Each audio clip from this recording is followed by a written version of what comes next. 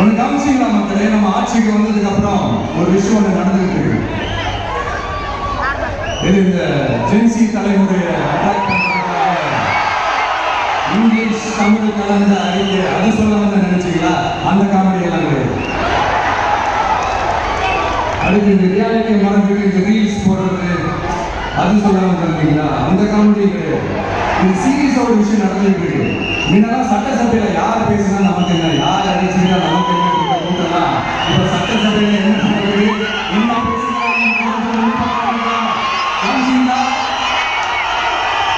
திமுக ஸ்டைலே சொல்லணும்னா ரீல்ஸ் போட்ட கூட்டலாம் இப்ப நியூஸ் பார்த்துருக்காங்க. சந்தோஷம் தான், பெருமை தான். நம்மளுடைய யங்ஸ்டர்ஸ், நம்ம பெண்கள் எல்லாம் அரசியல் என்னன்னு தெரிஞ்சுக்கணும், அந்த அரசியல் என்னன்னு புரிஞ்சுக்கணும். அப்படி ஒரு விழிப்புணர்வு ஏற்பட்டிருக்கு. அதை எங்களுக்கு சந்தோஷம் தான். இதெல்லாம் யாரால நடந்திருக்கின்றது நான் சொல்லிதான் அவங்களுக்கு தெரியணும்னு அவசியம் இல்லை. அதை தெரியும். இப்படிப்பட்ட நம்ம தெய்வங்களை, இப்படிப்பட்ட நம்ம மக்களை தற்குறி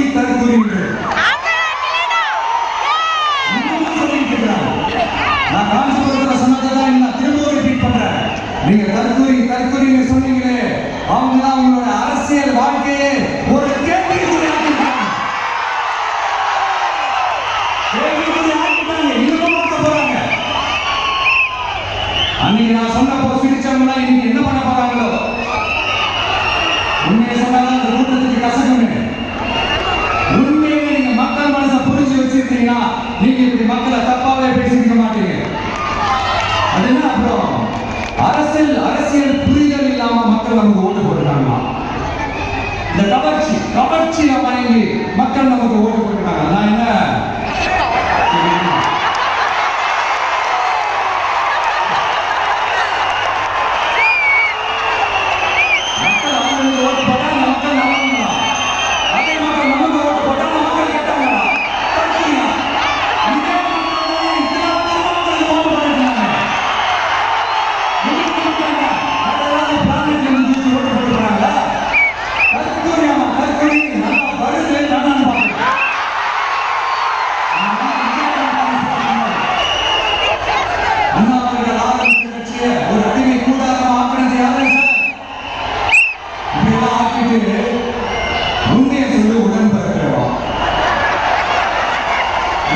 உண்மையான உடன்படிக்கைகள் என்ன சொல்றாங்க தெரியுமா சார்? திமுக ஆனதுக்கு காரணம், அந்த காரணத்தை வெளியிலாம் போய் தேடாதீங்க, உங்க குடும்பத்துக்கு தேவையான மாலை உடச்சி தேய்ச்சி போய் கிடைக்கணும். திமுக ஆனதுக்கு காரணம் உடைக்காம சொகுசா இருக்கிற உங்க குடும்பத்துக்குள்ளே போய் கேளுங்க. ஒவ்வொரு திமுக சொல்றாங்க. அதை புரிஞ்சுக்காம நம்மளே நம்ம மக்களை தப்பு பேசிக்கிட்டு நீங்க மக்களை தப்பா பேசுனீங்கன்னா இந்த விஷயம் வந்து கேள்வி கேட்பான். சும்மா மாட்டான். இந்த விஷயம் தமிழ்நாட்டு மக்கள் வேறவே இல்லை. இந்த விஷயம் தமிழ்நாட்டு மக்களோட ஒரு உண்மையான ஒரே பிரதிநிதி. இது இன்னைக்கும் சரி, நாளைக்கும் சரி, நாளைக்கும் சரி, இதுதான் விஷயம்.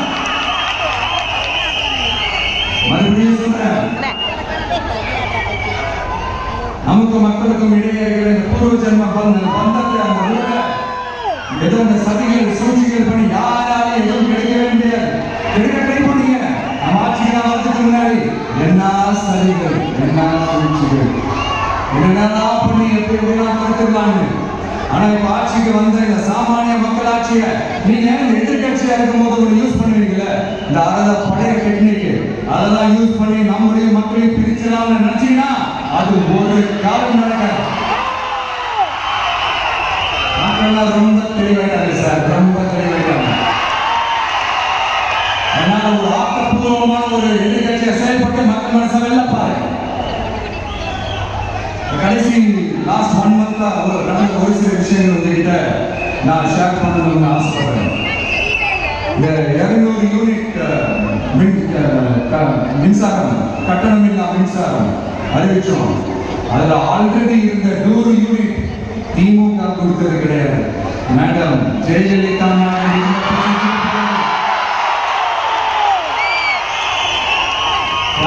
பதவிக்கு போன அந்த கழிப்புல அறிக்கையா விட்டு இருக்கிறது.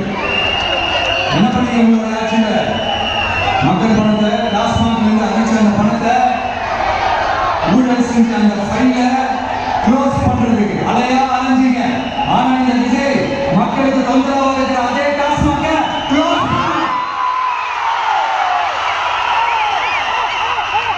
விவசாயிகளோட அந்த கடனை தள்ளுபடி மேக்சிமம் இந்த 1 மந்த்ல என்ன செய்ய முடியுமோ அதை செஞ்சா நீங்க தான் அந்த நிதி சம்பந்தமா இருக்கிற எல்லா கேட்டையும் லாக் பண்ணி வச்சுட்டு போயிருக்கிறீங்க. அதை சரி செய்ய வேணாமா? அதை ஒழுங்குபடுத்த வேணாமா? அதனால மறுபடியும் சொல்றேன், விஜய் பொய் சொல்லி ஏமாத்துறதுக்காக அரசியலுக்கு வரல. உங்க கூடவே நிக்கிறதுக்காக மட்டும்தான் அரசியலுக்கு வந்திருக்கேன். அதுல எந்த மாற்று கருத்துமே கிடையாது. கவலையப்படாதீங்க விவசாய பெருமக்களே. அடுத்து இந்த சட்டம் ஒழுங்கு அது சரியில்லை இது சரியில்லைன்னு சொல்லி திமுக மற்றும் பலரும் மாறி மாறி கூப்பிடுறீங்க.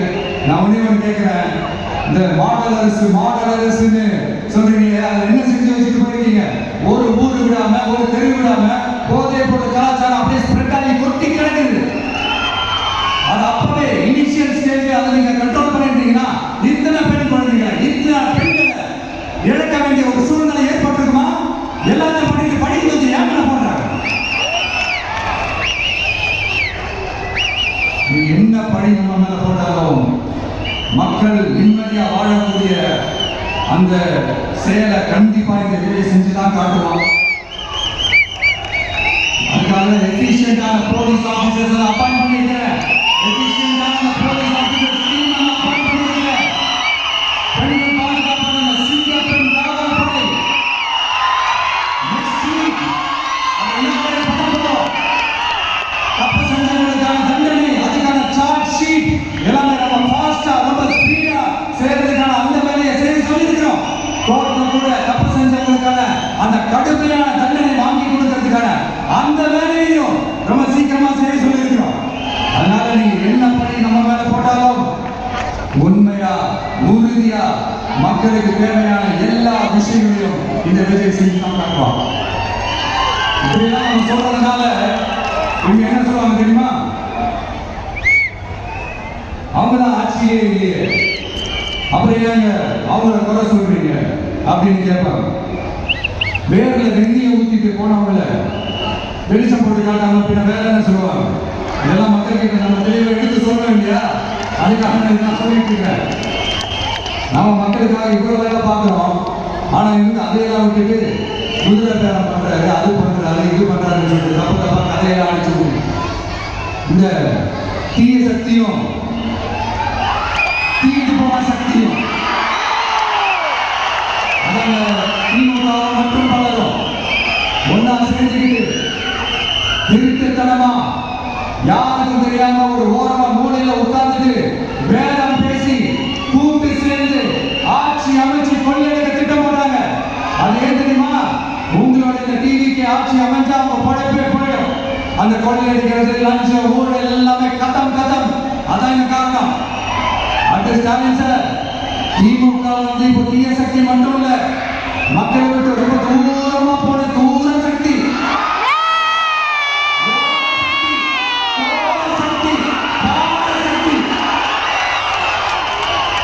நீங்க எப்போ இந்த தீண்டு போன சக்தியோட நீங்க கூட்டு சேர்ந்துக்கிட்டு ஆட்சி அமைக்கணும்னு நினைச்சீங்களோ அப்பவே சாதிய வளர்ச்சிருக்கிறோம்.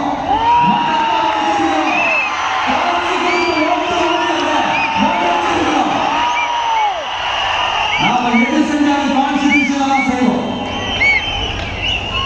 நாம சிங்கிள்